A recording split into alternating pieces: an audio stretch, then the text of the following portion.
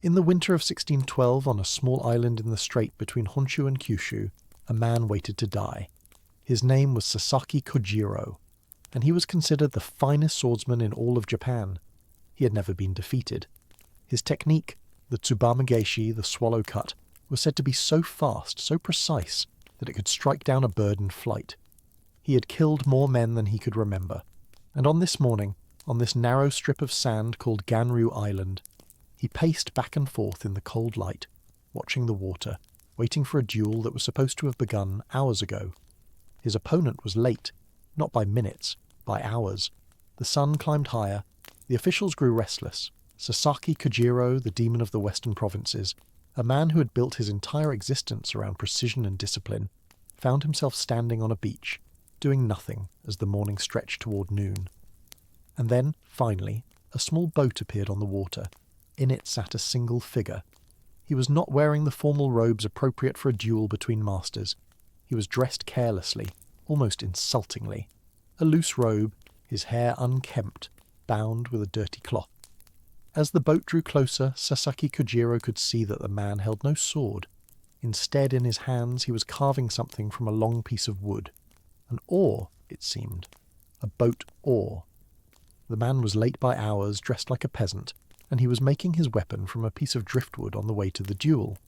When the boat finally scraped against the sand, the man stepped out, still holding the carved oar.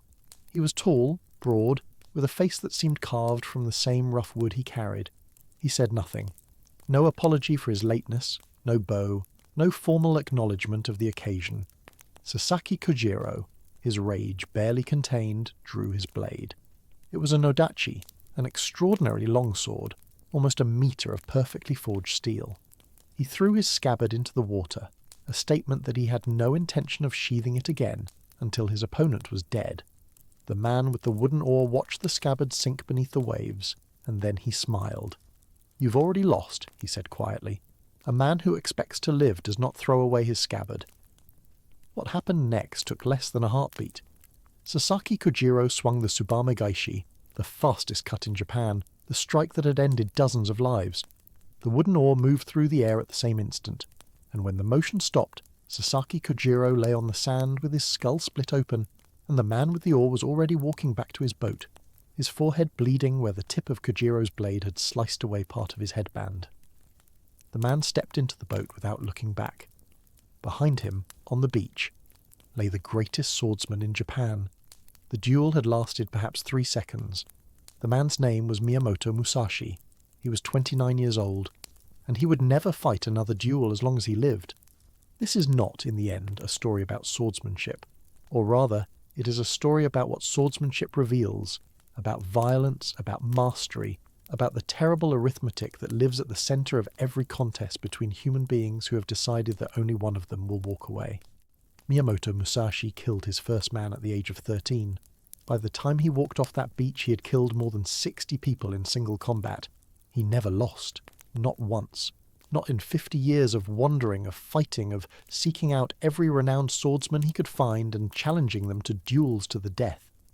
And yet, if you ask what Miyamoto Musashi believed, if you read the words he wrote in the final years of his life, alone in a cave waiting to die, you will find something far stranger and far more disturbing than simple skill.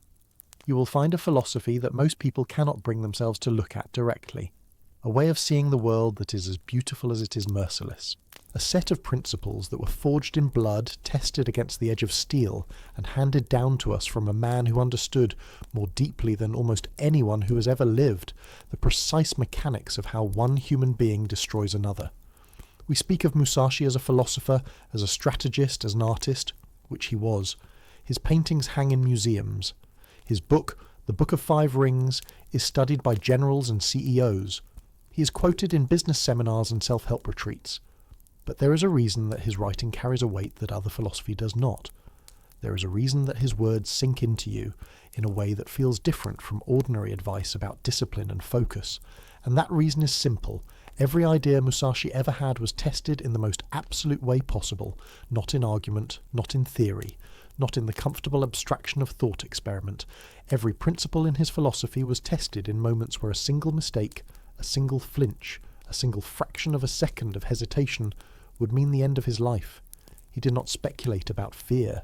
He faced men who were trying to kill him and learned to move through fear as though it were empty air. He did not theorize about deception. He deceived men who were armed and alert and desperately fighting to survive, and he watched the light leave their eyes when they realized too late what he had done. This is the terrifying side of Miyamoto Musashi. Not the violence itself, though the violence was real, and the bodies were real, and the blood on the sand was real. The terrifying side is the clarity, the precision, the calm, patient logic that he extracted from all that killing and set down in careful brushstrokes for anyone who cared to read it. Most of us, if we were honest, would prefer not to look too closely. We would prefer the comfortable Musashi, the Zen artist, the wise hermit. We would prefer to skip the 60 dead men and go directly to the watercolour paintings. But that is not how he became what he became. And if you want to understand the philosophy, if you truly want to understand what he learned and why it still carries the weight it does, then you have to begin where he began. You have to begin with a boy, alone in the world, with nothing but his capacity for violence, and you have to watch what that boy became. Settle in. This is a long story, and it moves slowly, and there is much to tell. The world that produced Miyamoto Musashi was a world unlike ours in almost every way. A world where the sword was not a metaphor but a daily reality, where disputes between provinces were settled by armies of men hacking each other apart with sharpened steel, where a skilled killer was valuable in the way that a skilled surgeon or a skilled engineer is valuable now. To understand what Musashi learned, you have to first understand the landscape of violence through which he moved. And to understand that landscape, you have to go back to the 16th century to a place and time that has been called the Sengoku period, the Age of Warring States, and to a small village in the Harima province, where, in the year 1584, a child was born to a family that had already seen its share of blood. The Sengoku period was not merely a time of war. It was a time when war had become the fundamental structure of society. For over a century, Japan had been tearing itself apart. The central government had collapsed into irrelevance. Regional warlords called daimyo carved out territories and defended them with private armies of samurai. Alliances formed and broke and formed again. Battles raged across the countryside, consuming villages, destroying harvests, leaving behind fields of corpses that no one had time to bury. In this world, martial skill was not an accomplishment. It was survival. The sons of samurai were trained from childhood in the use of weapons, not as a spiritual practice, not as a discipline for self-improvement, but because without that training they, and everyone they loved, would be dead. A boy who could not fight was a boy who would not live long enough to become a man. Musashi's father, Shinmen Munizai, was a practitioner of the martial arts who had achieved some regional renown. He was skilled with the sword and with the jita, a kind of iron truncheon used to disarm and subdue opponents. Some accounts say that he was harsh with his son. Others say that he was absent, occupied with his own pursuits, leaving the boy to be raised by an uncle in a nearby village. What is clear is that the young Musashi grew up in an environment saturated with violence. Not the stylized, ritualized violence of later eras, but the raw, practical violence of men who killed, because killing was their profession and their livelihood. By the time Musashi was 7 years old, his mother had died. His father had left or been driven away, depending on whose account you believe. The boy was alone, or nearly alone, in a world that had no particular use for children except as future soldiers. And from the stories that survive, it seems that even then something in him was different. Something set him apart. He was not a gentle child. He was large for his age, strong, and possessed of a temper that could turn to sudden violence. There are accounts of him fighting with other children and leaving them bloodied. There are stories of him confronting adults who tried to discipline him and refusing to back down even when it meant being beaten. Whether these stories are entirely true or have been embellished by centuries of retelling, they point to something real. From the beginning, Musashi was not afraid of confrontation. He did not shrink from the possibility of being hurt. Some essential fear that governs most human behavior, the fear of physical harm, the fear of pain, seemed to have been absent in him, or at least far weaker than in ordinary people. This is not necessarily a gift. A person who does not feel fear in the normal way is not braver than others. They are simply wired differently, and that different wiring can be as dangerous to themselves as to anyone else. But in a world where fighting was the primary means of advancement, where skill in combat could lift a peasant to the status of a lord, and failure could end everything in a single stroke, this lack of ordinary fear was something that could be shaped into terrible purpose. When Musashi was 13 years old, he killed a man for the first time. The circumstances have come down to us in multiple versions, but the core of the story is consistent. A wandering swordsman named Arima Kihei had come to the region, posting a public challenge to any who wished to test their skill against him. Kihei was a practitioner of the Shinto-ryu school, a grown man, an experienced duelist. The challenge was meant for other adults, other warriors. It was not meant for a 13-year-old boy with no formal training and no reputation. Musashi answered the challenge anyway. The details of what happened next depend on the source. Some accounts say that Musashi attacked without warning, rushing Kihei and striking him down before the man could properly respond. Others say there was a formal exchange, a brief moment where the two faced each other, and then a sudden explosion of movement that ended with Kihei on the ground, bleeding, dying. What all accounts agree upon is this: Arima Kihei died. The 13-year-old boy walked away, and something had shifted in the landscape of Musashi's mind, something that would never shift back. To kill a man is not merely to end his life. It is to pass through a barrier that most human beings never approach. On one side of that barrier is the vast majority of humanity, people who have never felt the specific resistance of a body against their weapon, never watched the moment when the light goes out of another person's eyes, never had to live with the knowledge of what they have done. On the other side is a much smaller group, a group that includes soldiers and murderers and executioners, people for whom the fundamental taboo of human existence has been broken. Musashi, at 13, crossed that barrier, and then he kept going. In the years that followed his first kill, Musashi did not settle into ordinary life. He did not join a lord's service, as most young samurai would have done. He did not attach himself to a school of swordsmanship and learn its techniques through patient apprenticeship. Instead, he did something unusual, something that would define the rest of his existence. He walked. He walked out of his village and onto the roads of Japan, alone, carrying only his swords and the clothes on his back. He began a period of wandering that would last, in one form or another, for the next 30 years. The Japanese call this kind of journey Musha Shugyo, the warrior's pilgrimage, a time when a young swordsman travels the country seeking training, seeking opponents, seeking to test himself against the world. But Musashi's pilgrimage was different from most. He was not seeking training in the conventional sense. He was not looking for a teacher to follow or a school to join. He was looking for fights, real fights, duels to the death. This is difficult for modern people to understand. We live in a world where violence is regulated, constrained, handled by specialists. A person who went around challenging others to deadly combat would be arrested, imprisoned, studied by psychiatrists.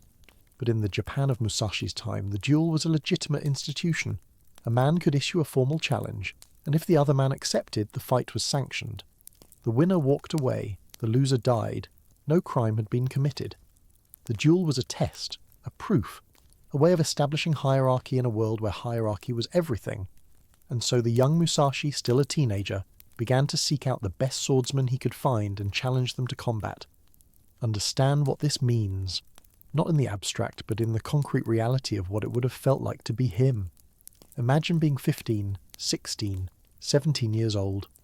Imagine walking into a town where a renowned swordsman has his school, a man surrounded by students, a man who has killed before and will kill again, a man whose entire life has been dedicated to the art of ending lives with sharpened steel. Imagine sending your challenge. Imagine standing across from him in the morning light, knowing that within minutes one of you will be dead, knowing that there is no referee, no one to stop the fight, no rules except the ones you impose yourself. Imagine feeling the wooden hilt in your hand, watching his eyes, trying to read his breath, waiting for the moment when everything explodes into motion. And then imagine doing this again, and again, and again. Not once or twice, but dozens of times against opponent after opponent, year after year, until the accumulated weight of all those mornings, all those faces, all those final moments becomes a kind of pressure that shapes your entire way of seeing the world. This is what Musashi did. This is how he spent his youth. By the time he was 21 years old, he had fought and won more than a dozen duels. He had developed a style of fighting that was distinctly his own, unconventional, adaptable, based not on the rigid forms taught in the schools but on observation, experimentation, and the ruthless logic of what actually worked when your life was at stake. He fought with two swords at once, which was considered unorthodox. He used timing and misdirection as much as speed and strength. He arrived late to duels, disrupting his opponent's mental preparation. He watched how men moved when they were angry, how they moved when they were afraid, and he learned to create anger and fear in them so that they would move in ways he could predict. He was becoming something terrifying, and he knew it. But the most famous period of his life had not yet begun. The duels that would make his reputation, the battles that would seal his legend, were still ahead of him. And to understand those battles, you have to understand the landscape into which he was walking. A landscape of competing schools of swordsmanship, each with its own techniques, its own philosophy, its own pride. In Musashi's time, there were hundreds of martial arts schools scattered across Japan, each claiming to possess the true way of the sword. These schools, called ryu, were not merely places of training. They were institutions with deep roots, some stretching back generations. They had traditions, rituals, secret techniques passed from master to student. They had reputations to defend, and they had no tolerance for upstarts, wanderers, self-taught nobodies who dared to challenge their supremacy. The relationship between schools was characterized by rivalry, contempt, and occasional violence. A student of one school was not supposed to learn from another. The techniques of one tradition were closely guarded secrets, revealed only to those who had proven their loyalty. And when members of different schools met, there was always the possibility that words would become challenges, and challenges would become blood. Into this world walked Musashi, alone, unaffiliated, belonging to no school and respecting no tradition. He was an outsider in the deepest sense. He had not apprenticed himself to any master. He did not claim descent from any lineage. He had simply walked out of the countryside with his swords and started fighting, and he kept winning, and with each victory he became harder to ignore. The schools began to take notice, and they did not like what they saw. One of the first major schools to confront Musashi directly was the Yoshioka school in Kyoto. The Yoshioka family had been sword instructors to the Ashikaga shoguns themselves. Their lineage was ancient, their prestige was immense, their students numbered in the hundreds, and their current head, Yoshioka Seijuro, was considered one of the finest swordsmen in the capital. Musashi challenged him to a duel. The circumstances of the challenge have been obscured by time and by the competing narratives of those who told the story afterward. What is clear is that Musashi arrived in Kyoto at the age of 21, sought out the most prestigious school he could find, and demanded a fight with its master. Seijuro accepted. The duel took place at a temple outside the city. Musashi once again arrived late, deliberately, calculatingly late, stretching his opponent's nerves, forcing him to wait in the cold morning air, building frustration and anxiety in the moments before violence. When Musashi finally appeared, he was carrying not a steel sword but a wooden bokken, a training weapon. This was an insult. It was a statement that Seijuro was not dangerous enough to require a real blade. The fight was brief. Musashi struck Seijuro a single blow to the arm, shattering the bone, ending the duel. The head of the Yoshioka school was carried away in disgrace, his reputation destroyed, his arm ruined. But it did not end there. Seijuro's younger brother, Denshichiro, now became the head of the Yoshioka school. He issued his own challenge to Musashi, seeking to avenge his brother's honor and restore the family name. Musashi accepted. This time, the pattern repeated. Musashi arrived late. He carried a wooden sword. The fight ended quickly, and Denshichiro died of his injuries. 2 brothers, 2 defeats. The greatest martial arts school in the capital humiliated twice by a wandering unknown. The Yoshioka family had one option left. They arranged a third duel. The opponent this time would be Matashichiro, who was either a younger brother or a nephew. The records are unclear. He was a boy, perhaps 12 years old, no real threat by himself. But the family had no intention of fighting fair. Behind Matashichiro, hidden in the grounds around the dueling site, they had gathered an army of students and retainers, archers, swordsmen, men with rifles. The plan was simple. When Musashi arrived, they would surround him and cut him down. The duel was a trap, but Musashi was not a fool. This time he did not arrive late. He arrived early, before dawn, concealing himself near the dueling ground. He watched as the Yoshika forces assembled. He counted their numbers, he studied their positions, and when the appointed hour came, instead of walking into the trap, he burst from hiding at a dead sprint, moving faster than anyone expected straight toward the center of the formation. He killed Mata Shichiro with a single stroke. Before anyone could react, before the archers could draw, before the swordsman could close, he had cut down the boy and turned to fight his way out. What followed was chaos. Musashi moving through the crowd of attackers, his swords flashing, cutting down anyone who came too close, carving a path toward the trees. Some accounts say he killed several more Yoshika fighters. Others say he simply escaped, too fast and too skilled to be brought down. What all accounts agree upon is this. When it was over, Miyamoto Musashi walked away, and the Yoshika school never recovered. Within a generation it had collapsed entirely, its lineage ended, its traditions forgotten, destroyed by a single man who had refused to play by the rules it thought were sacred. This is the pattern that would repeat throughout Musashi's life. He did not merely win his duels, he broke schools, he humiliated traditions, he demonstrated, with brutal clarity, that the established order of the martial world was built on foundations far weaker than anyone wanted to admit. And he did it by being willing to do what others would not, to arrive late, to arrive early, to use weapons that no one expected, to fight dirty, to fight clean, to do whatever was necessary to win, regardless of what tradition or honor or propriety demanded. This is where the terrifying side of his philosophy begins to emerge, not in explicit statements. Those would come later, in his final years, when he sat down to write what he had learned, but in action, in the choices he made when his life was at stake, in the cold, ruthless pragmatism that characterized every battle he fought. Musashi did not believe in fair fights. He believed in winning. He did not believe in following the forms and techniques passed down through generations. He believed in observing what actually worked and discarding what did not.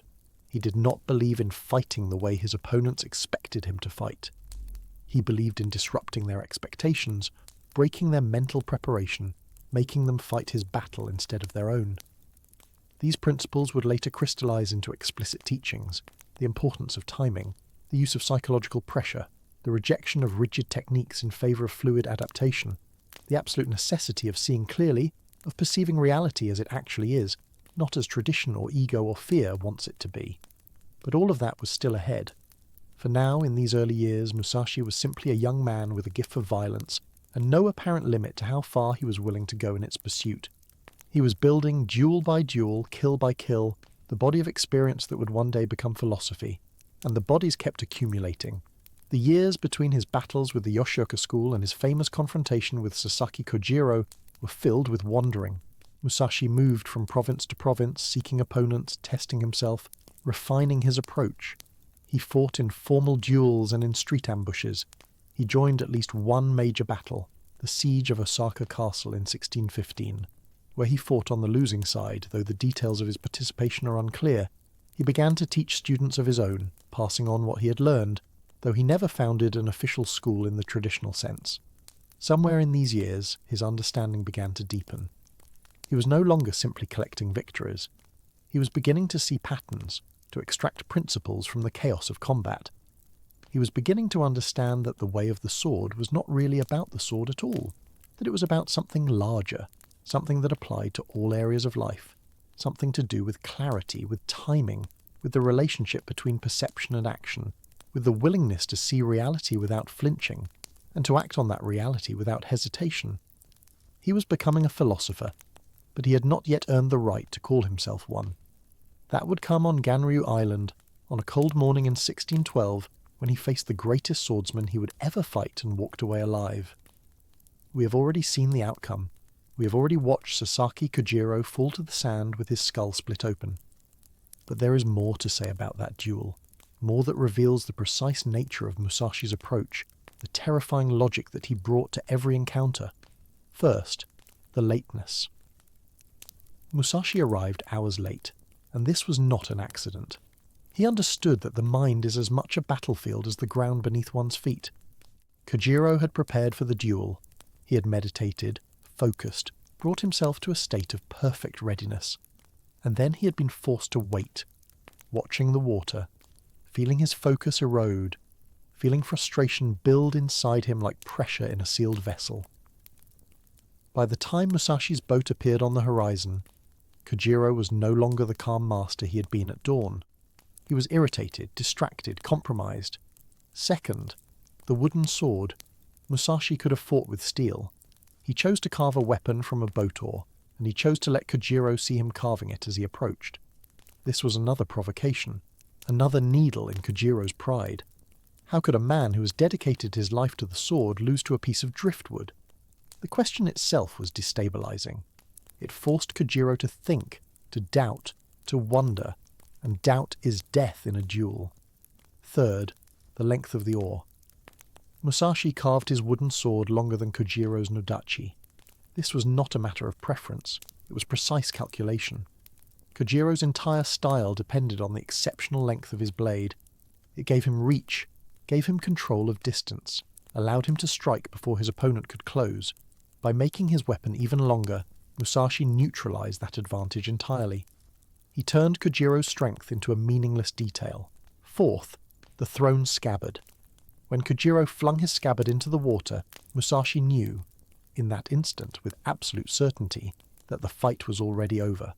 A man who throws away his scabbard has told you everything about his mental state. He is committed beyond reason. He has closed off his options. He is already half dead because he has stopped thinking about survival and started thinking about glory. Musashi pointed this out openly to Kojiro's face. It was the final destabilization, and then he moved. The fight itself lasted seconds, not minutes, seconds. Two men who had spent their entire lives training for this kind of moment, and it was over before most of the observers could register what had happened. That is the nature of mastery. Not prolonged struggle, but instantaneous resolution. The years of preparation collapse into a single heartbeat where everything is decided. Kojiro swung the Tsubamegeishi, the fastest cut in Japan. Musashi swung the wooden oar. Kojiro's blade sliced through Musashi's headband and drew blood from his forehead. The oar struck Kojiro's skull and crushed it. Both men had attacked at the same instant. Both attacks had landed, but Musashi's reached the center and Kojiro's only grazed the surface.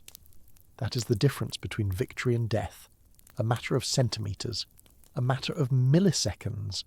The accumulated weight of thousands of decisions, tens of thousands of hours of training, all compressed into one irreversible moment. Musashi stepped into his boat and rowed away. Behind him, on the sand, lay the greatest swordsman in Japan, and all around stood witnesses who would spend the rest of their lives telling anyone who would listen what they had just seen. And Miyamoto Musashi never fought another duel. Think about what that means. 29 years old, never defeated, the most famous swordsman in a nation of swordsmen. And he stopped. He put down his weapons. He walked away from the dueling circuit entirely and spent the next 30 years doing something altogether different. Why? The obvious answer is that he had no one left to fight. He had challenged the best and beaten them all. But this feels incomplete. A man driven by the hunger to prove himself does not simply turn off that hunger because he has won enough times. And Musashi, by every account, was exactly such a man. Obsessive, relentless, incapable of leaving a challenge unanswered. A deeper answer might be this. He had finally learned what he needed to learn. The duels were never about killing. They were about understanding. Each fight was a laboratory, a controlled experiment in the conditions of life and death. Musashi was not collecting scalps. He was collecting data. He was trying to understand something about timing, about perception, about the relationship between fear and action, about what it takes to prevail when the cost of failure is absolute. And after Ganryu Island, perhaps he'd gathered enough data. Perhaps he had finally seen clearly enough to begin the work of articulation. Perhaps the duels were the research phase, and the 30 years that followed were the writing phase. Because what Musashi did in those final decades was write, and paint, and carve, and teach. He wandered still, but now he wandered as an artist, a philosopher, a teacher of the way. He took up the brush and created paintings of extraordinary beauty.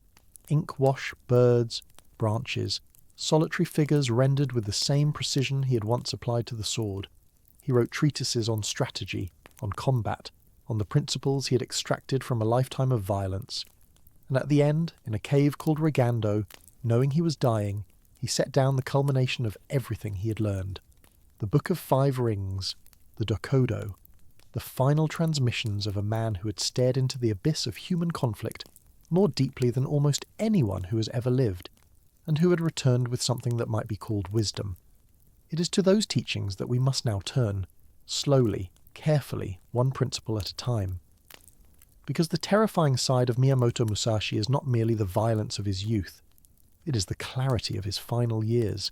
It is the cold precision with which he articulated truths that most of us spend our entire lives trying not to see. The philosophy of Miyamoto Musashi is not comfortable. It is not encouraging. It does not promise that everything will be fine if you follow the right steps.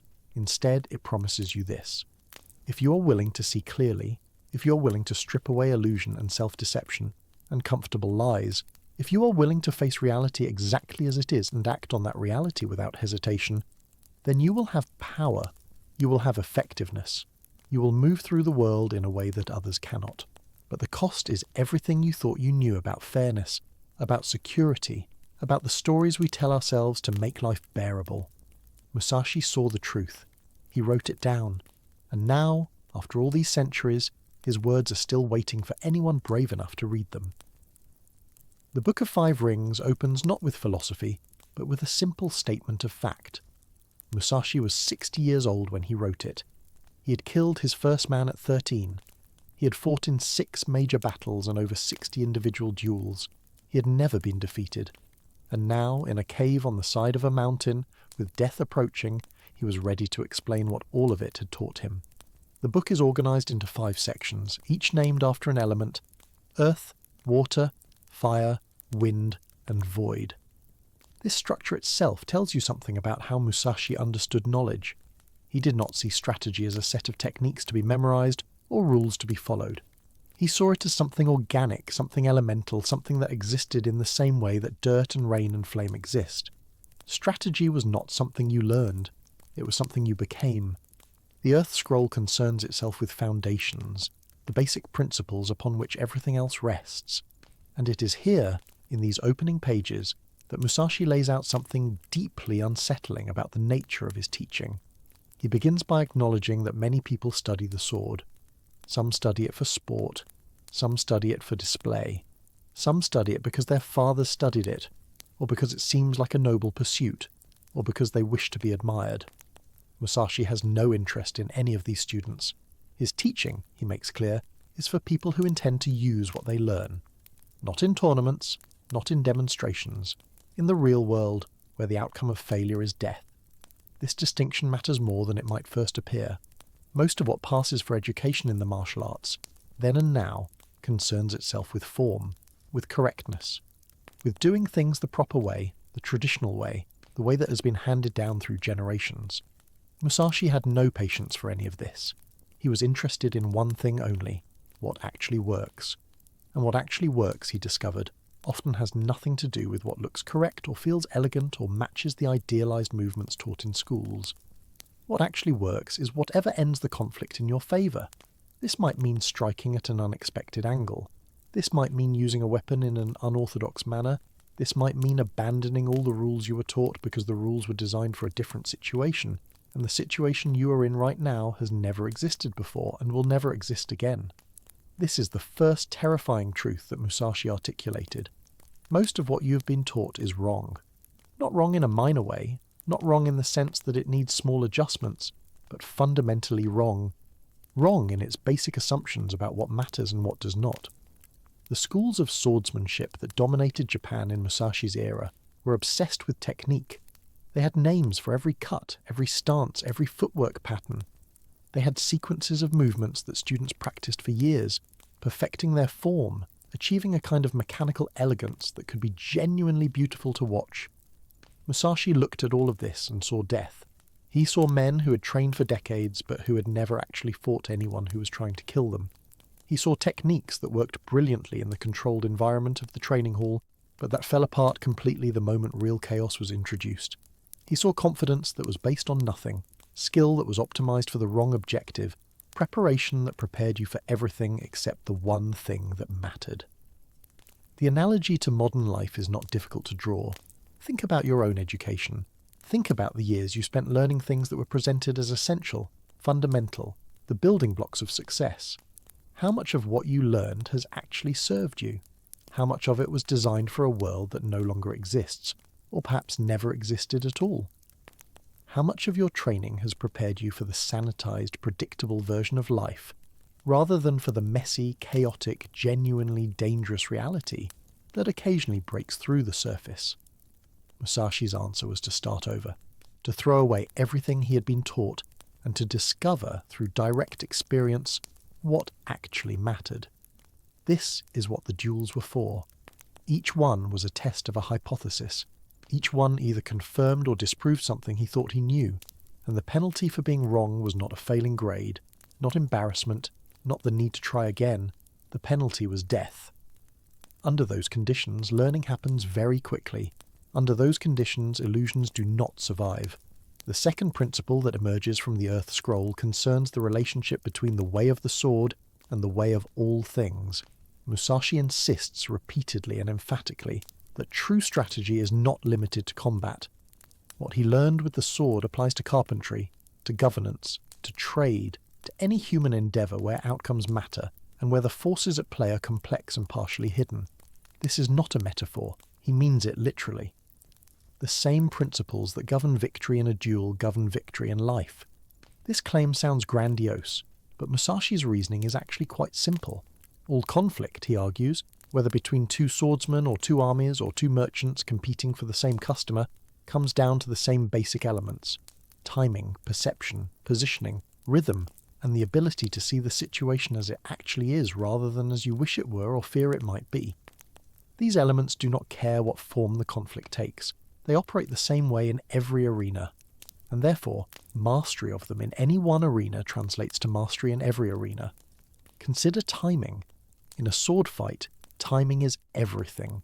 Strike too early and you telegraph your intention, giving your opponent time to respond. Strike too late and his blade reaches you first. The perfect moment exists, but it exists for only an instant, and finding that instant requires a kind of attention that most people have never developed. You cannot think your way to it. Thinking is too slow. By the time a thought has formed and been processed and translated into muscular action, the moment has already passed. Instead, you must perceive directly, act directly, without the mediation of conscious thought. Now consider how this applies to anything else. A business opportunity has a moment when it is ripe, when the conditions are right, when the resources are available, when the competition has not yet awakened to what is possible. Act too early, and you exhaust yourself fighting for something the world is not ready to accept. Act too late, and someone else has already captured the space. The timing is exactly the same as in the sword fight. The principles are identical, only the arena has changed. Or consider perception. Musashi speaks constantly about seeing. Not looking, seeing. Looking is passive. Looking is what happens when your eyes are pointed at something. Seeing is active. Seeing is penetrating beyond the surface to understand what is actually happening, what forces are actually at work, what your opponent is actually planning to do regardless of what he appears to be doing. In a duel, the opponent who sees more clearly will win. He will perceive the micro-movements that telegraph an attack before the attack begins. He will read the rhythm of his enemy's breathing and know when exhaustion or fear is about to create an opening. He will understand, in a way that bypasses language, exactly what is about to happen. This kind of seeing is rare. Most people go through their entire lives looking without ever seeing. They see what they expect to see, what they want to see, what would be convenient to see. They filter reality through their assumptions and their hopes and their fears until what remains is not reality at all, but a kind of comforting fiction that allows them to believe they understand what is happening. Musashi saw people like this die every day. Their fictions did not protect them. Reality does not care what you believe about it. The third element of the Earth Scroll concerns what Musashi calls the twofold way of strategy. This is perhaps the most counterintuitive of his early teachings. He argues that you must be proficient with both the long sword and the short sword. and that you must be able to use them simultaneously, one in each hand. Most schools taught the use of two hands on a single blade. Musashi found this limiting. If you trained both hands to operate independently, to strike and parry and move with equal facility, then you have doubled your options in any encounter. You have created possibilities that your opponent does not expect, because he has been trained to fight against people who fight the way he was taught. But the deeper principle here is not about swords at all. It is about versatility, about refusing to specialize to the point of fragility. Musashi had seen specialists die. Men who were perhaps the greatest in all of Japan with one particular technique, but who had never developed a backup. When their specialty failed them, they had nothing left. They were like buildings with no foundation, impressive from a distance but collapsing at the first serious stress. The terrifying implication is that your greatest strength, the thing you have spent your life developing, might be exactly what destroys you. Because strength creates dependency. The more powerful a technique, the more tempting it becomes to rely on it exclusively. And the more you rely on it, the more vulnerable you become to any situation where it does not apply. Musashi's answer was to master everything. Not to become adequate at many things, but to achieve genuine mastery across the entire range of possibilities. This is nearly impossible. It requires a kind of dedication that most people cannot imagine, let alone sustain. But Musashi was not interested in what most people could do. He was interested in what was actually required to prevail. The water scroll shifts from foundation to adaptation. Water takes the shape of its container. It finds the lowest point and flows there. It is yielding and persistent and impossible to grasp, and yet it carves canyons through solid rock. Musashi saw in water the perfect metaphor for what strategy should become once the foundations are established. The central teaching of this scroll concerns what Musashi calls the gaze. How do you look at your opponent? Where do your eyes focus? What do you attend to and what do you ignore? Most people, he observed, focus on the weapon. They watch the blade because the blade is what can kill them. This is a mistake. The blade does not move itself. It is moved by the body, and the body is moved by the mind. If you watch only the blade, you see the effect but not the cause. You see the attack after it has already begun, when it is too late to respond optimally.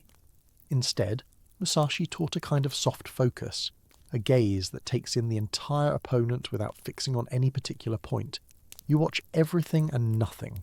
You see the sword, the hands, the shoulders, the hips, the feet, the eyes, the breath, not as separate elements, but as a single unified system that is always telegraphing its next move if you have learned to read it. This gaze is transferable to any situation where you must understand an adversary, or a system or a set of conditions that are partially hidden. What are you attending to? Are you watching the symptoms or the causes? Are you fixated on the visible, obvious elements while the deeper dynamics remain invisible? Are you looking at what others are looking at? Or have you trained yourself to see what no one else sees? The water scroll also introduces the concept of the stance without a stance. Musashi rejected the rigid, predetermined postures that characterized other schools. He argued that any fixed position, no matter how strong, becomes a weakness, because it commits you to one configuration before you know what the situation will demand. Instead, he taught his students to find a natural, balanced, uncommitted posture from which any movement was equally possible. You do not decide in advance what you will do. You remain open, responsive, ready to flow in whatever direction the moment requires. This is terrifying because it means you cannot prepare in the way you want to prepare. You cannot have a plan that tells you exactly what to do in every situation. Plans are based on predictions, and predictions are based on assumptions, and assumptions are almost always wrong in some crucial way.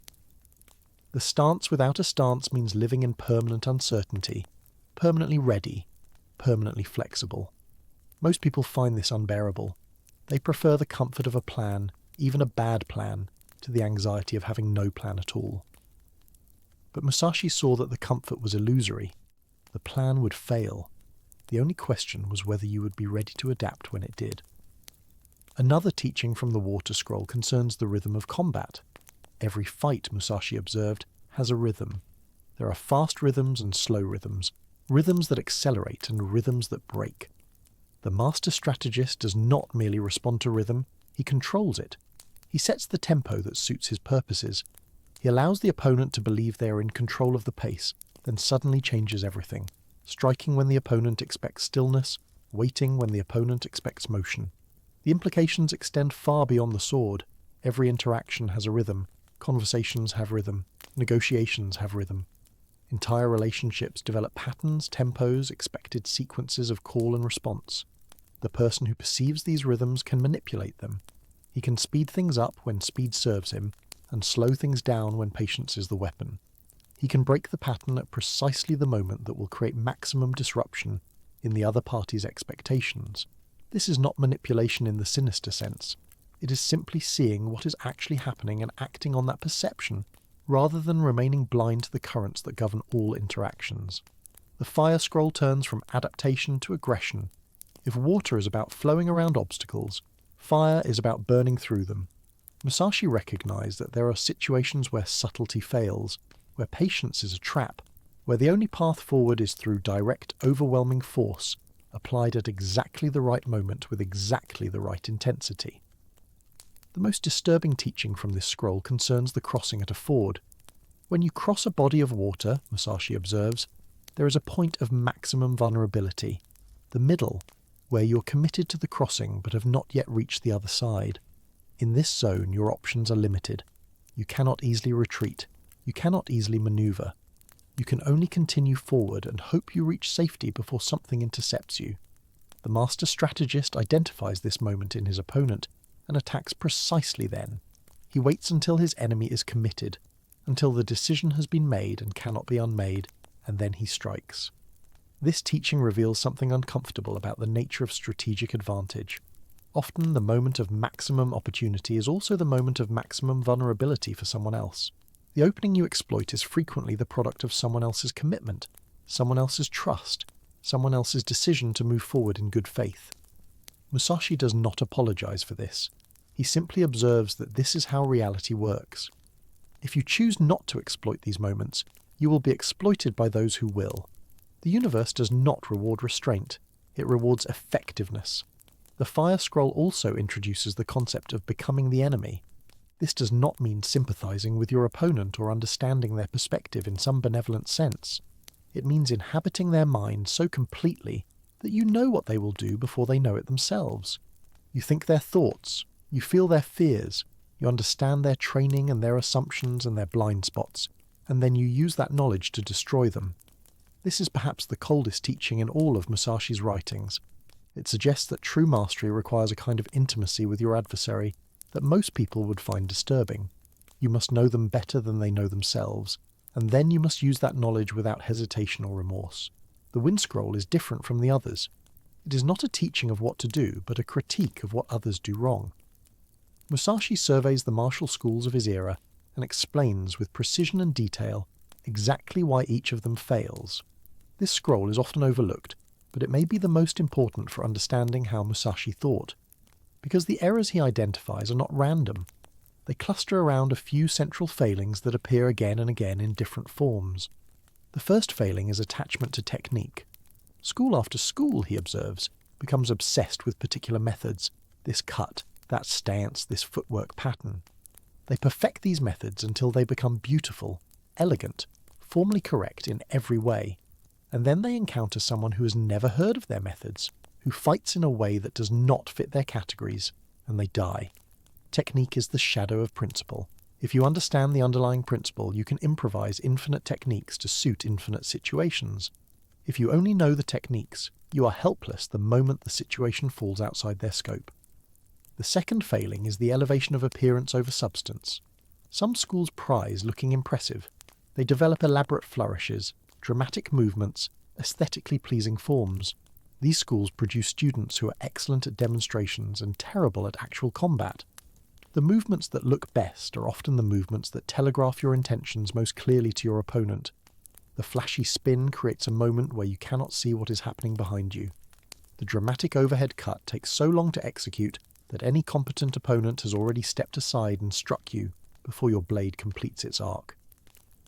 Musashi saw men die because they had been taught to fight beautifully rather than effectively. The third failing is specialization without breadth. Some schools focused on long weapons and became helpless at close range. Some schools focused on the first attack and had no plan for what happened if it failed. Some schools were brilliant in open spaces and useless in confined ones. Each specialty became a prison. The students could not adapt because they had never been required to adapt. They had trained for one situation, and reality refused to cooperate by providing only that situation. Reading the Wind Scroll, you begin to understand why Musashi spent so much of his life alone. He could not tolerate the compromises that schools required. He could not accept teachings that were contaminated by tradition, by ego, by the need to maintain enrollment and reputation. He had to work it out for himself, through direct experience, testing every principle against the only standard that matters. Does it keep you alive when someone is trying to kill you? The Void Scroll stands apart from everything that came before it.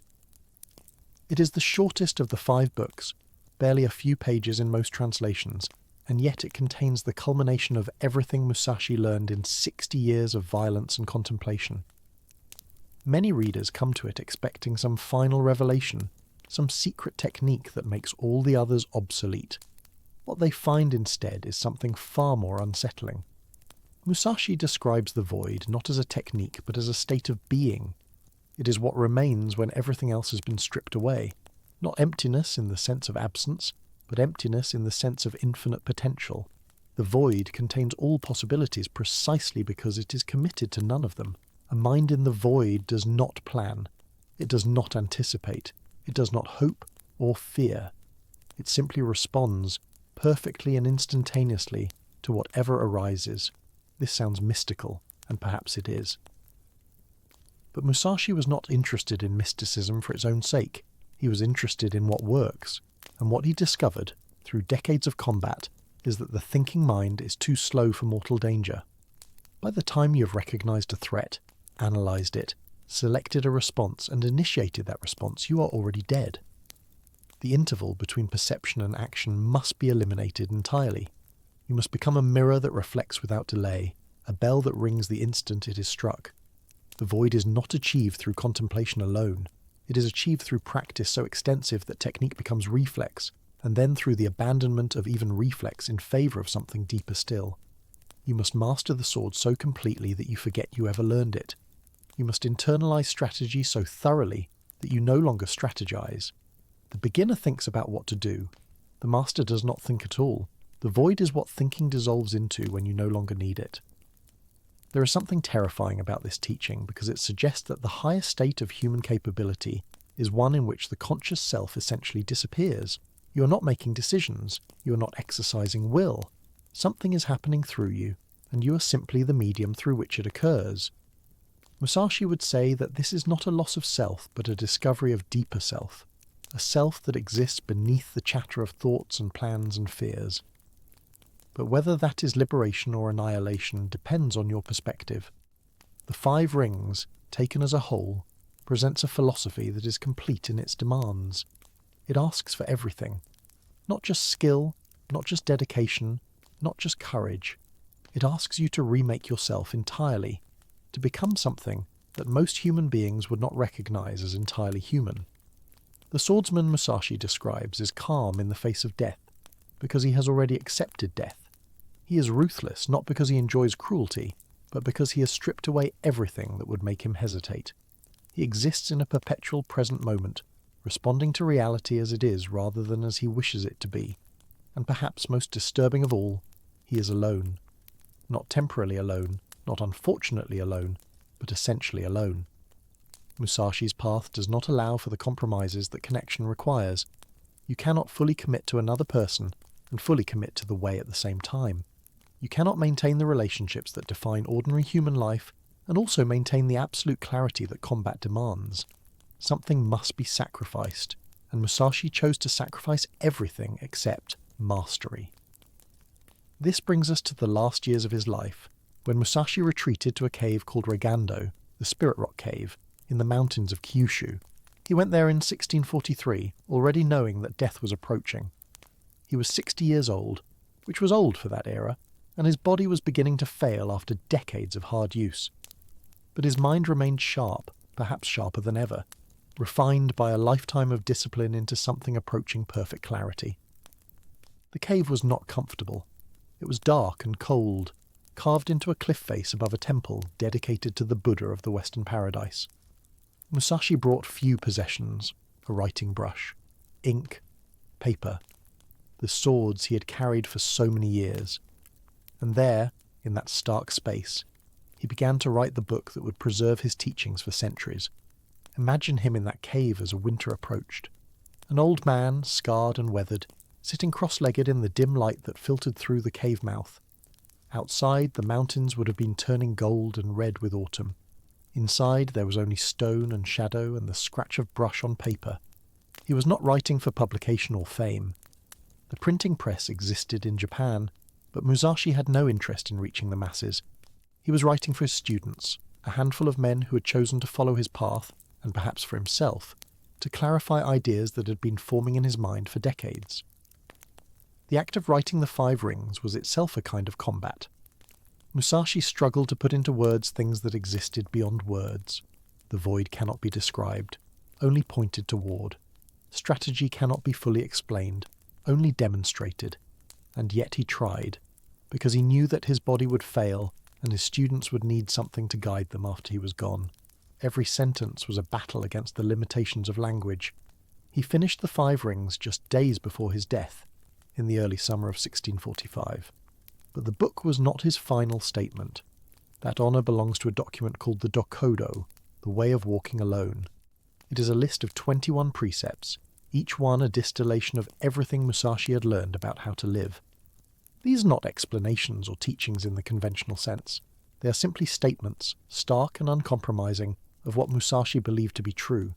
Do not turn your back on the various ways of this world. Do not seek pleasure for its own sake. Do not depend on a partial feeling. Think lightly of yourself and deeply of the world. Be detached from desire your whole life long. Do not regret what you have done. Never be jealous of others. Never let yourself be saddened by a separation. Resentment and complaint are appropriate neither for oneself nor others. Do not let yourself be guided by the feeling of love. In all things, have no preferences. Be indifferent to where you live. Do not pursue the taste of good food. Do not hold on to possessions you no longer need. Do not act following customary beliefs. Do not collect weapons or practice with weapons beyond what is useful. Do not fear death. Do not seek to possess either goods or fiefs for your old age. Respect Buddha and the gods without counting on their help. You may abandon your own body, but you must preserve your honour. Never stray from the way. Read that list again slowly, and you begin to understand the full weight of what Musashi was proposing. This is not a philosophy for living well in the conventional sense. It is a philosophy for living purely, for cutting away everything that does not serve the way, for becoming so focused and so refined that nothing external can disturb your equilibrium. It is also, unmistakably, a philosophy of isolation. Do not let yourself be guided by the feeling of love. Never let yourself be saddened by a separation. Have no preferences about where you live or what you eat. Most people, reading these precepts, feel a mixture of admiration and horror. Admiration because there is something magnificent about such absolute commitment. Horror because such commitment requires the sacrifice of nearly everything that makes life feel worth living. Musashi was not ignorant of ordinary human pleasures. He simply chose to forgo them, systematically and deliberately, in service of something he valued more. The question that haunts anyone who takes Musashi seriously is whether this sacrifice was worth it. Did he achieve something that justified the cost? Or did he spend his life chasing a perfection that, in the end, left him with nothing but skill? There is no way to answer this question objectively because value is subjective. What Musashi valued, he achieved. He became perhaps the greatest swordsman Japan has ever produced. He survived battles that should have killed him dozens of times over. He developed a philosophy that has influenced millions of people across 4 centuries and countless disciplines. He died peacefully, on his own terms, having accomplished everything he set out to accomplish. But by his own admission, he never fully attained the deepest understanding. In the 5 rings, he writes that he is still working to comprehend the true way, that there are depths he has not reached even after decades of practice. This is not false modesty. It is the honest assessment of a man who understood that perfection is asymptotic. You can approach it forever without ever arriving. The way is infinite, and even a lifetime of dedication only scratches its surface. Perhaps this is the most profound teaching of all.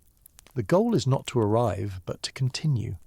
Not to achieve final mastery, but to remain on the path, moving deeper even as death approaches. Musashi did not write the Five Rings because he had finished learning. He wrote it because he had learned enough to be useful to others, while still acknowledging that his own education was incomplete. There is a particular passage near the end of the Void Scroll that has been interpreted in many ways. Musashi writes that, "In the void, there is good but no evil. There is wisdom but no reason. There is the way, but there is nothing." This cryptic statement suggests that the higher state transcends even the categories we use to understand achievement. Good and evil, wisdom and reason, even the way itself. These are all concepts that apply at lower levels of understanding. In the void, they dissolve. What remains is not something you can name or describe. It is simply what is, experienced directly, without the interference of thought. This is where Musashi's philosophy approaches the territory of Zen Buddhism, though he would reject any label. He was not a Buddhist, not Confucian, not a follower of any school. He was simply a man who had worked things out for himself, through direct experience, and arrived at insights that parallel what the mystics of various traditions have always said. That the ultimate reality cannot be captured in words. That the self we think we are is a construction that can be seen through. That there is a way of being that is beyond doing, a stillness at the centre of action, a presence that persists when everything else falls away. The terrifying side of Musashi, which we have been exploring throughout this journey, is inseparable from this transcendent dimension. You cannot reach the void while clinging to comfort. You cannot achieve perfect presence while distracted by attachments. You cannot respond instantaneously to reality while your mind is cluttered with hopes and fears and preferences. The ruthlessness, the coldness, the willingness to sacrifice everything that ordinary people value. These are not the point of the path. They are the price of admission. And here is where we must be honest about what Musashi offers and what he does not. His philosophy is not for everyone. It is not even for most people. The kind of commitment he demands is possible only for those who have a particular constitution, a particular hunger, a particular willingness to accept isolation as the cost of excellence. Most people are not made this way, and that is not a failing. It is simply a fact about human variety. But even for those who will never walk the way as Musashi walked it, there is something valuable in understanding what complete dedication looks like. It provides a reference point, a standard against which to measure lesser efforts. When you understand what Musashi gave up and what he achieved, you understand what is possible for a human being to accomplish. You may choose a different path, but you choose it with full knowledge of what the alternatives contain. And perhaps more importantly, Musashi's teachings can be applied in diluted form without requiring full commitment to his way of life. The principle of keeping a broad perspective while attending to details is useful in business, in art, in relationships. The understanding that appearance and substance are different things, that what looks impressive is often what fails under pressure, applies far beyond swordsmanship. The insight that you must understand your enemies better than they understand themselves, that victory goes to whoever sees more clearly.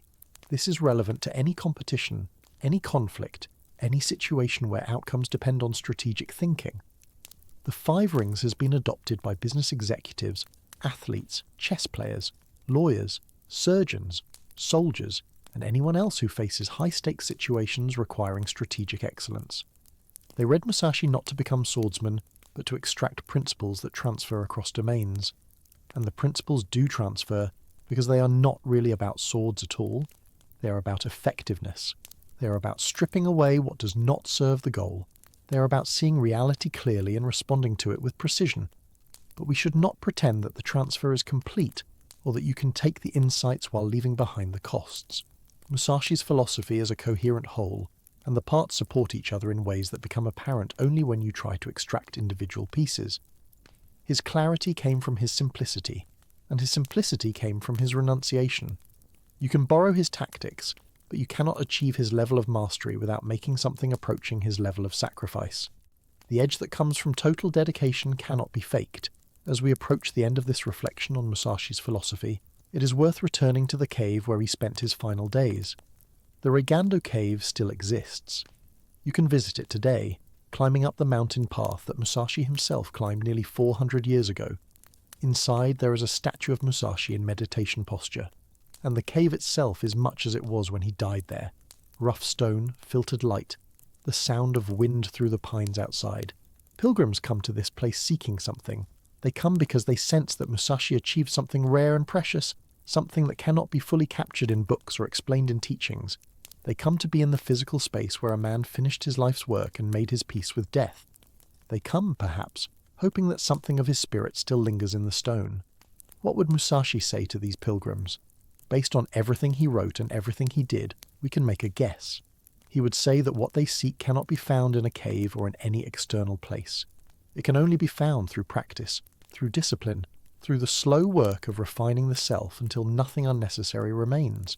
He would say that there are no shortcuts, no secrets, no tricks that bypass the hard labour of daily cultivation. He would say that they should stop seeking and start doing. But he might also say something gentler, because Musashi, for all his coldness, understood that people come to the way at different levels and for different reasons. Not everyone can be a master. Not everyone should try. What matters is that you walk the path as far as you can walk it, with whatever capacity you have. Even partial progress is progress. Even incomplete understanding is better than none. The 5 Rings ends with Musashi's statement that he is passing on what he has learned so that it will not be lost. This is an acknowledgement that individual life is finite, that even the greatest masters die, that the only way knowledge survives is through transmission to others.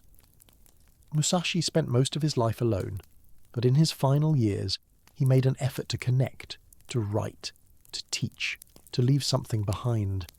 Perhaps this was his acknowledgement that complete isolation, for all its benefits, is also a kind of failure. The way must be walked alone, but the wisdom gained on that path is meant to be shared. And so we come to the final question, the one that anyone who takes Musashi seriously must eventually face. Not whether his philosophy is true, because in some sense all philosophies that work are true for those who make them work, but whether it is the truth you want to live by, whether the kind of excellence Musashi achieved is the kind you're willing to sacrifice for, whether the cold clarity he attained is worth the warmth it costs. There is no right answer. There is only the question, posed honestly, and the response you choose to make. Musashi would say that the way cannot be given, only taken. No one can tell you whether to walk it. You must decide for yourself, knowing the full weight of what you are choosing. The cave at Regando is quiet now. The pilgrims come and go. The statue gazes out with painted eyes that see nothing, but somewhere, perhaps, there is someone making the choice Musashi made all those centuries ago. Picking up the sword or the brush, or the instrument of whatever discipline calls to them, committing to a path they cannot fully see, accepting that the price will be high and choosing to pay it anyway. This is the way of walking alone. It has always been waiting, and it will wait still, long after all of us are gone, for whoever is ready to begin.